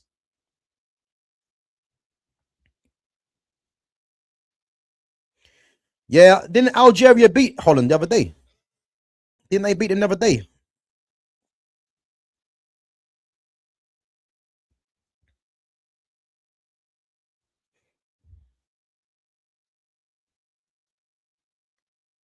Yeah, big up yourself, guys. Make sure you're smashing that like button as well when you come in, and make sure you sub if you're new in here as well. Again, I'm live more or less, you know, daily, or if I'm not live, I've got some uploads or shorts that I do put up. And guys, make sure you check out my playlist. I got a lot of stuff on the playlist. You know, check that out. Obviously, I'll be doing a lot of watch-alongs as well come the World Cup. So yeah, make sure you guys are there for that as well. James Garner should have made the squad. Adam Wharton should have made the squad. You know, but where I think I spoke about this anyway, yeah. The reason James Garner's not there is because if you look at the midfielders that Tuchel has taken, yeah, central midfielders, I remember I said this at the time, yeah. He was going to take 4 central midfielders, which is what he's done. Declan Rice, Elliot Anderson, Kobe Minu, and Jordan Henderson. So basically, Jordan Henderson has more or less taken Adam Wharton or James Garner's place or Alex Scott because he's experienced. That's the only thing. That is the only thing. Like, because if you factor in as well, yeah, where Garner can play centre mid and right back, yeah. But so can Reece James. So if you've got Reece James that can play both positions, you don't need Garner. And again, Reece James is more experienced than Garner as well. So Garner was never going, you know. And the one that shouldn't have gone, really, you would say, is Jordan Henderson, because Adam Wharton should have gone. Alex Scott even as well. So yeah, man, it's crazy.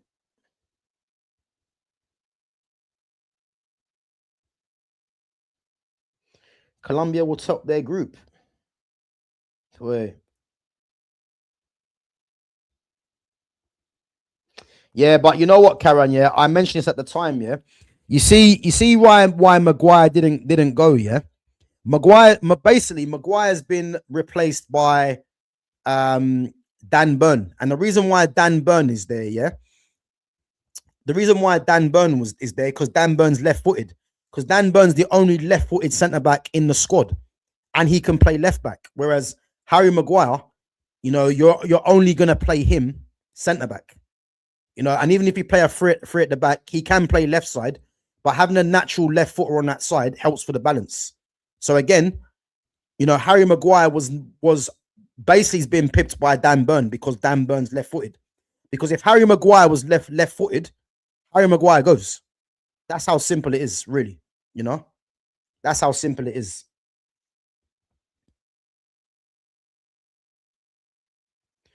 Gav, was your dad a baller? Is your talent in your DNA?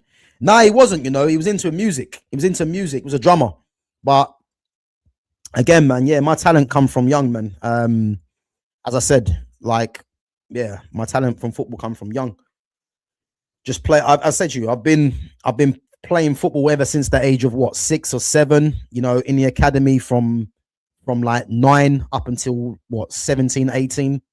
So yeah, as I said, man, it's always been that. Ghana is a Swiss Army knife. I agree.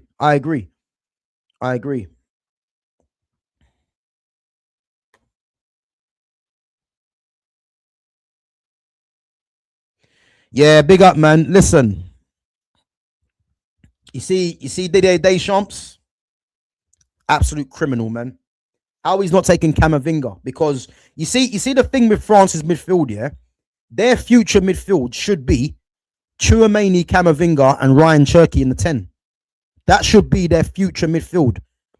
2 double pivots, you know, left and right foot, and then Ryan Cherky in the 10, Michael Elise on the right, Dembele false 9, Mbappe from the left, and then Doué trying to get in somewhere. That should be their future attack. But he's in love with Adrian Rabiot, which is an absolute joke, really. Even though Rabiot is a good player, but yeah, man, it's frustrating, isn't it?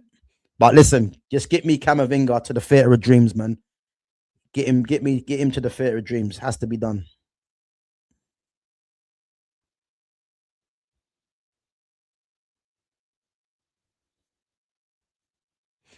You still playing ball now?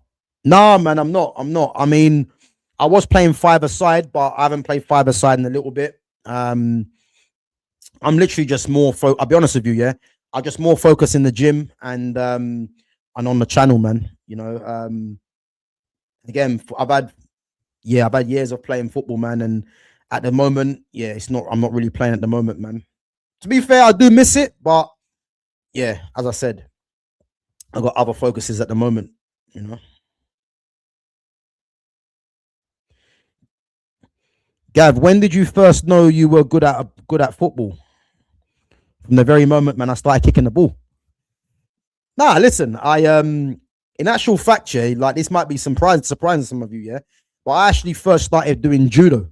Judo was my first sport I done, you know, and then I started doing judo and football. And then obviously football just took over, really, and as I said, man, the rest is history. But yeah, I think once you got a love for something, you end up just being more and more consistent with it, really, innit? Yeah, I agree, man. He could have been the Matuidi. I agree.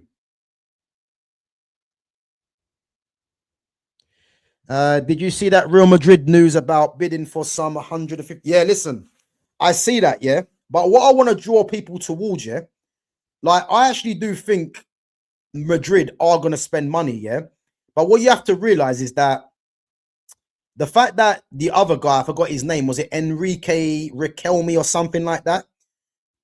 When it's elections, yeah, they're going to say the maddest of things because it's about getting the fans on board.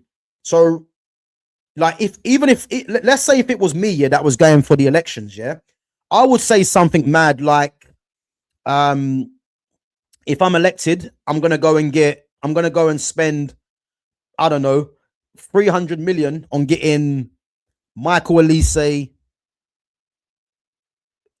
Kvaratskhelia, and Pedri. Like, obviously I'm at Real Madrid, but I'll say Vitinha. So I would say something reckless like that. It's never going to happen, but this I'm trying to tell you. This is what these guys are going to do, because the fact that he said he wants Erling Haaland, the fan base will start getting excited. It's not going to happen because he's on a death row contract. Now, if you've got Perez saying they're going to spend 130 million on an unnamed player, it's getting everyone intrigued as to who that player could be. So it's basically, it's clever, because obviously it's getting everyone talking, yeah. And obviously he's saying it's not no one in the Premier League. Now, if it's a midfielder, I think anyone with a brain knows who it is. Oh, good save. Oh, 2-0. It's a poor save. 2-0 Spain. I think anyone with a brain knows who he's talking about. Yeah. It's between two players. It's either Vitinha or João Neves. And I actually think it's Vitinha. It's not really rocket science who he's talking about. Because if you're looking at world-class midfielders that will cost about that amount, and you're not looking at England where it can't be a Moises Caicedo or whatever, yeah. It's no one in Italy. It's no one in Germany. It's no one in Spain. So you look at who's the best team in the world right now, PSG. Who do PSG have in their midfield that's rated as one of the best in the world? Vitinha. So for me, it's Vitinha, but I don't think they let Vitinha go. And again, they're linked with Matthias Fernandes, yeah? If Vitinha or João Neves go, he's the replacement for them. So that's what's going to happen for me,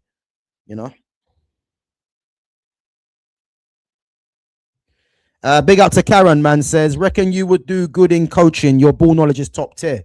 Yeah, appreciate it, man. Yeah, bro, listen, I've played, I've coached, I've watched all my life. So, as I said, man, when it comes to football, man, I'll be honest with you, there's not much I don't really know about football. That's just one sport that I'm invested in. You know what I'm trying to say? So, and as I said, man, I've had ridiculous experiences in football. So when it comes to just knowing football and how I break down certain things, again, it's only for really a small kind of circle, because I think, if you haven't got the patience to really break down certain things in football, that's what I like to do, really, and it's one of them things, man, that I enjoy talking about football, and this is why when I've mentioned something small like Man United are linked to a lot of right-footed central midfielders, no one's talking about left-footed central midfielders, which is criminal, because you look at all the best teams, yeah, and you look at Spain at this moment in time are probably the best footballing nation, yeah. Look at what they do with their midfield. There's no surprise, yeah, why I don't rate Mikel Merino like that, yeah. But there's a reason why Merino's in the squad and he's behind Fabian Ruiz, because he's left-footed, and it adds balance to that side of the pitch, and this is why I'm saying Man United are just linked with right-footed midfielders. Needs to be a left-footed one. Needs to be. But no, big up yourself, man. Anyway, appreciate it. Guys, make sure you're smashing the likes as well. Make sure you're smashing the likes.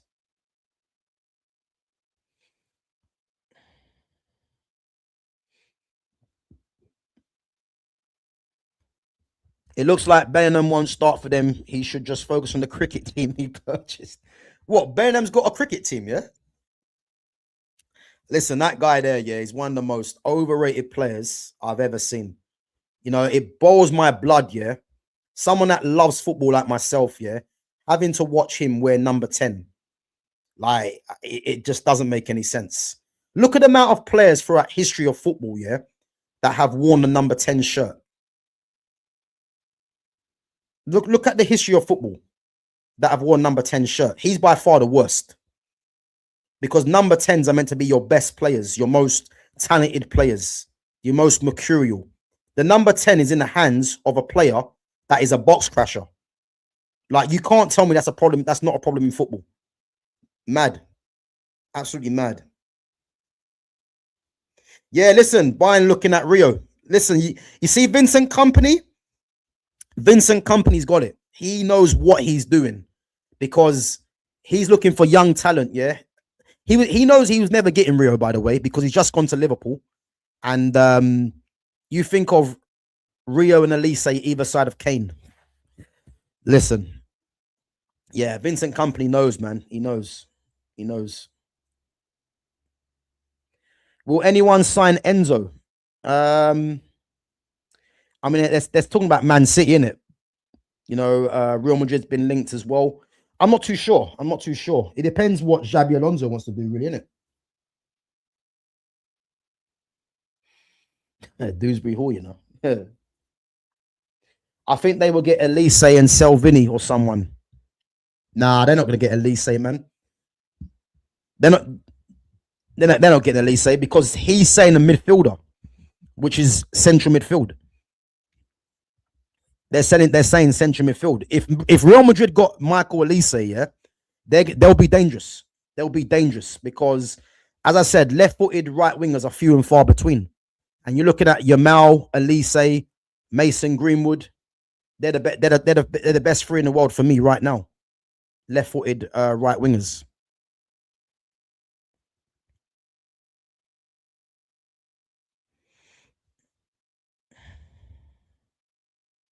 Bellingham is still living off that 23-24 season. Yeah. And you had people telling us that Bellingham's a goal scorer. So how mad it is, isn't it? How mad it is. Yeah, he's poor, man. Poor player.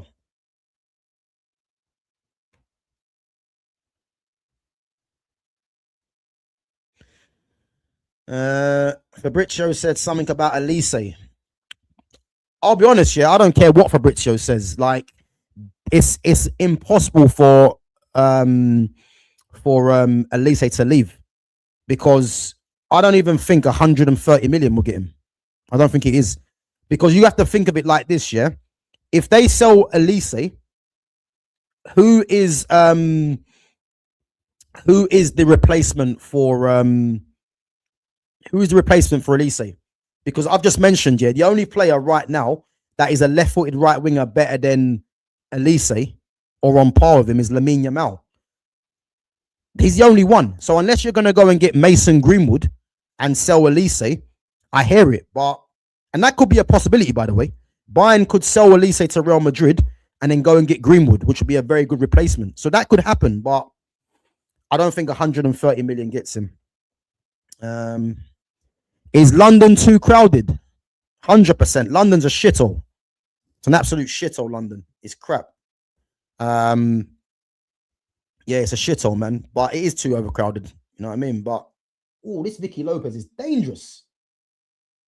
Spain are causing problems. It's 2-0, you know.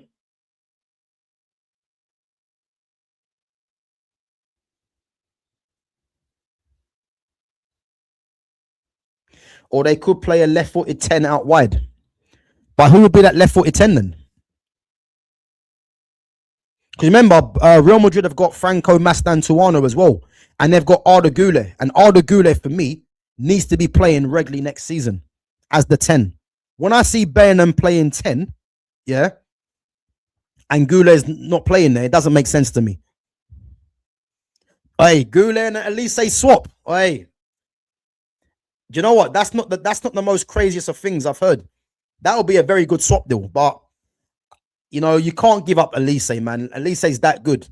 And as good as as good as Goulet is as well, the only player you would say that you can give up Elise for me, is Lamine Yamal. That's it. But yeah, I wouldn't be getting rid of Goulet, man. Elise and swap Goulet. Two top players, though, no doubt. Why don't you move down on the south coast, more chilled? I live in the south coast, man. Don't worry about that. I live in the south coast. I'm in Gosport. That's where I am. Greenwood is a wasted talent. Signing him is horrid. PR never gonna happen. You know what I would say? Yeah, he's not a wasted talent, man, because he's still showing his talent right now. But it's just frustrating, man, that we haven't got him at Old Trafford anymore, because that's a generational talent right there, man. No doubt. It's annoying, man, that whatever happened, because, you know, we would have had a player there. Is that where you live? Yeah, cool. Because we would have had a talent there, man, that is, yeah, serious.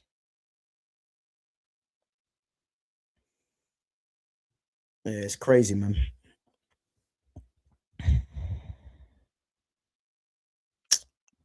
Absolutely crazy.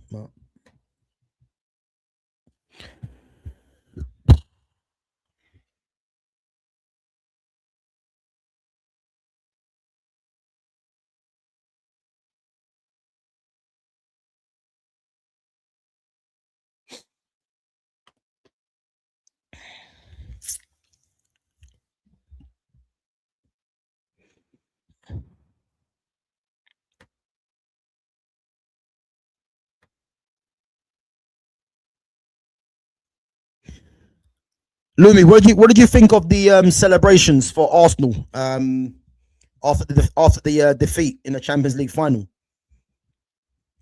What did you think of the celebrations?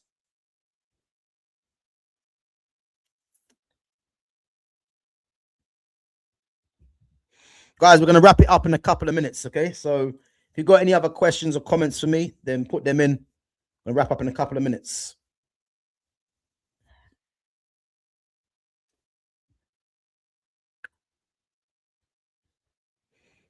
God, this guy's on my screen, man. Bellingham. Mad.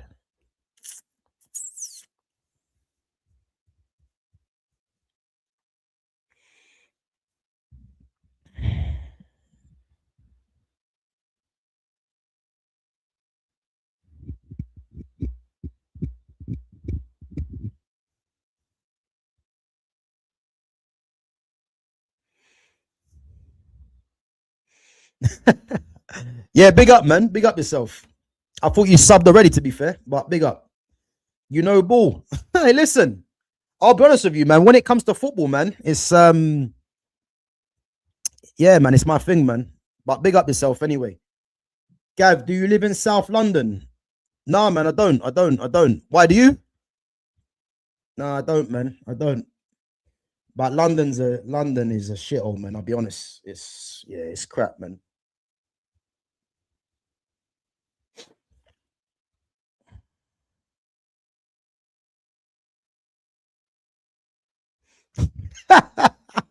I think the Champions League loss has put fire in us for next season. Listen, that fire we put out very soon. That'll be put out very soon. I promise you, man. I promise you. Do you know what? I'm just looking to see what clubs do, man, in the transfer window. I'm so excited for this transfer window when it opens. Yeah, I just want to see what players teams sign. You know, obviously my team. You know, we're being linked. I mean, we got Edison in, but we need to be doing a lot more business. But I'm just excited for that, man, to see. Yeah, man. Listen, London.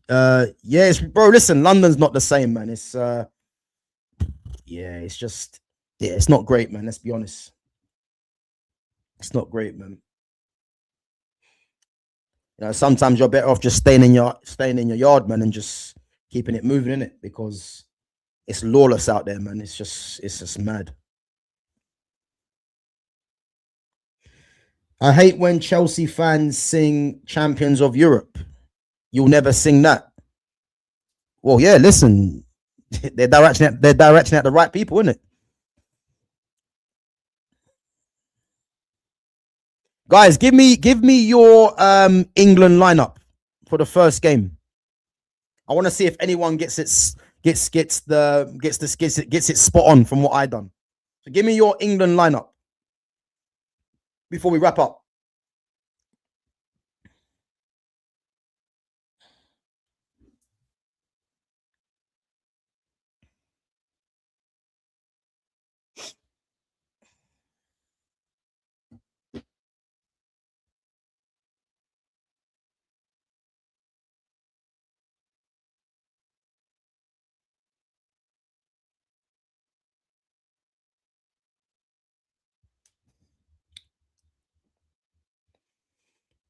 Gav, my sister's boyfriend owes a dealer too much. We are all worried about him. London isn't safe.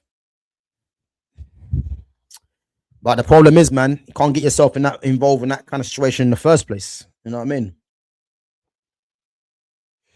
Yeah, listen, London's just done, man. Like crazy, eh?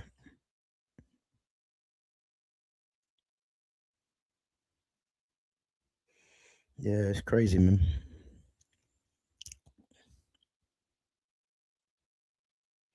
But I suppose everywhere, you know what I mean? Everywhere's got its problems in it. So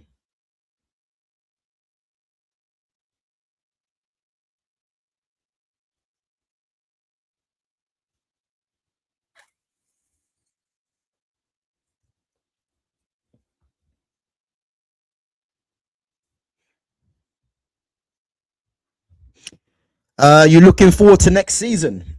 Yeah, I am. I am, man. I am. I just once I know what our transfer window is, I'll know more. I'll know more about what my expectations will be. And as I said, I just got a feeling Man United are going to do a madness in this window. And if we do a madness in this window, we're coming for the vacant title. That's what I'm trying to tell you. We are coming for the vacant title. Oh, he's in Sicily. Yeah, I think I remember you saying that, Lumi. Actually, yeah. Well, how was it? Was it good?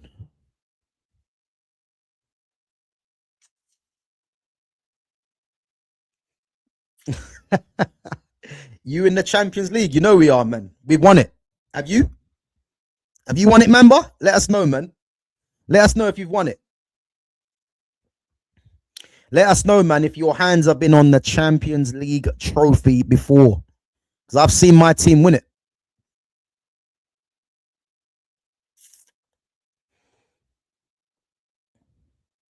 Really good. It was beautiful. Good to hear, man. Well, who'd you go with? Family? Did you go with family, yeah?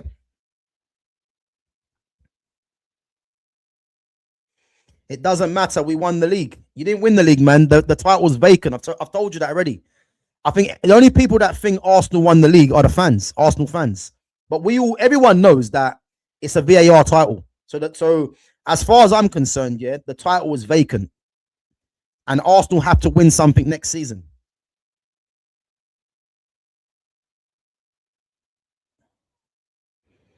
Okay, big up.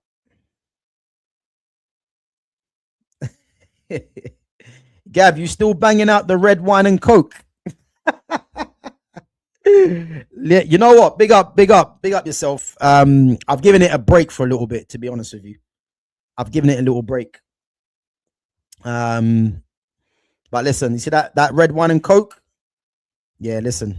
You got to try it. Guys, if you haven't tried red wine and coke, it might sound a bit off key, but I'm telling you now, give it a try. But it's got to be Pepsi Cherry, by the way. It's got to be Pepsi Cherry.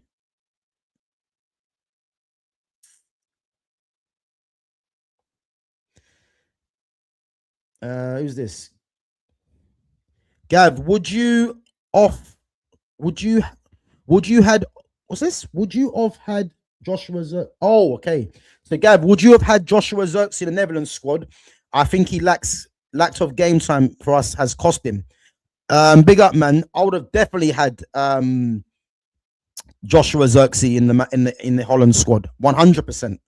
But we all knew Zirkzee wasn't going to go because we know Ronald Koeman's only picks players really that are playing, and I can't really blame Koeman too much because Xerxes hasn't been getting much game time, and this was always the risk that he was going to run. But you see, next season, because I do believe he's going to stay. Yeah, I'm praying Michael Carrick goes to a possession-based team, and if he does, the likes of Xerxes, the likes of Ahmad, you're going to see these guys come good. I'm telling you. So yeah, man. But the lack of game time has cost him, unfortunately. But we always knew that was going to happen. I just hope Xerxes can get some rest in and come back hungry. Gav,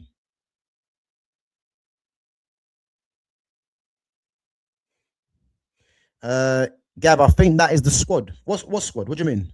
What squad? What squad we talking about, man? Have I missed something?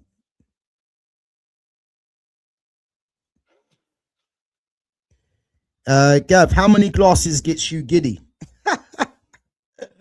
What, red wine and coke? Probably about 2 or 3. I to be fair, I've not had that in ages, so yeah, it's on the back burner at the moment, but it's a decent drink, man. Pepsi cherry and red wine, man. It hits. I ain't gonna lie, it does.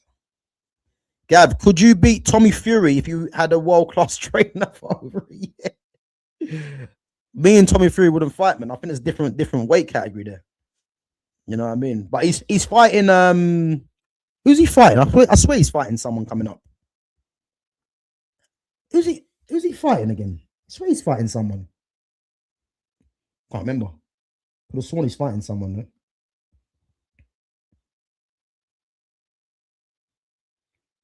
Yeah, 100%, man. Sene Lamens, what a keeper. That's it. Eddie Hall is fighting. That's the one. Yeah. What a top goalkeeper Man United had. Whoever scouted him. So it was Tony Coton. Tony Coton scouted him from. Tony Coton was an ex-Man United goalkeeper as well, so I think he scouted him. But Lamens, I told you, Lamens for me is going to be one of the best keepers in the world. He's come in, yeah. He's come in this season, and he's been the best goalkeeper since he's arrived.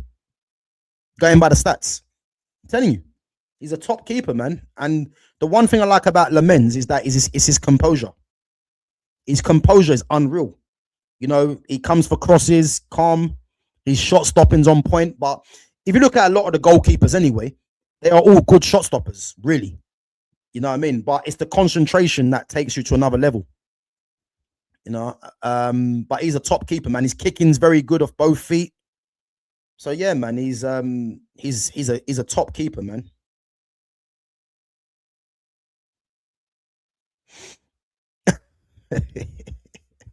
A loft ladder, you know.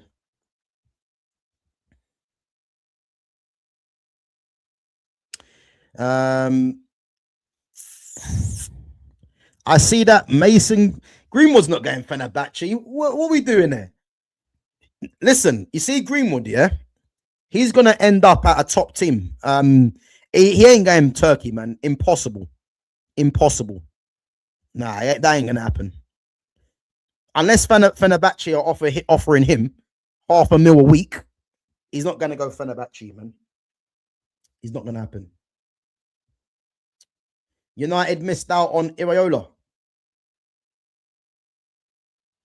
Not really. I like Iraola, but I'm happy with Carrick, man. Carrick done a good job, and as I said, I want to see what Carrick does next season with this team because I just need to be seeing some good football, man. And the fact that he's already said, you know, the team don't play the way that he sees, can only be confident that.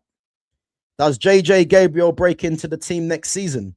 He'll be part of the squad. He'll be part of the squad for me. You know, he'll be part of the squad. He would have already been part of the squad this season, but he's too young. So he'll be part of the squad next season. But yeah, man, I'm optimistic. But if he's getting, you know, a couple of minutes here, then everywhere, that's the main thing. You know what I'm trying to say? So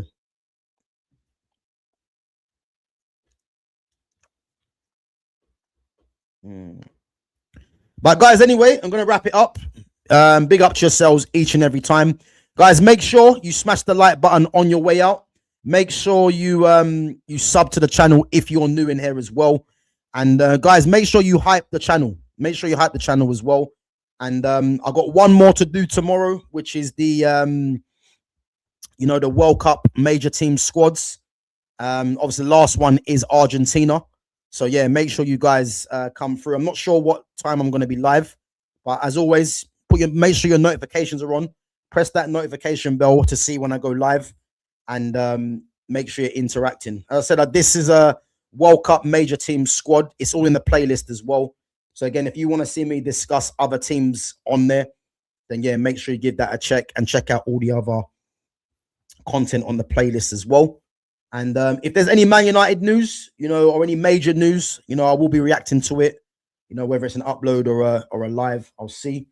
And as I said, appreciate everyone coming through and interacting. Lumi says Rio or Dalman. I like both players, but I think you have to say Rio at the moment. So yeah, but yeah, guys, big up to yourselves each and every time. As I say, make sure you smash the like button, make sure you sub to the channel, make sure you share the channel and hype the channel. And yeah, I'll catch you guys tomorrow. Take it easy.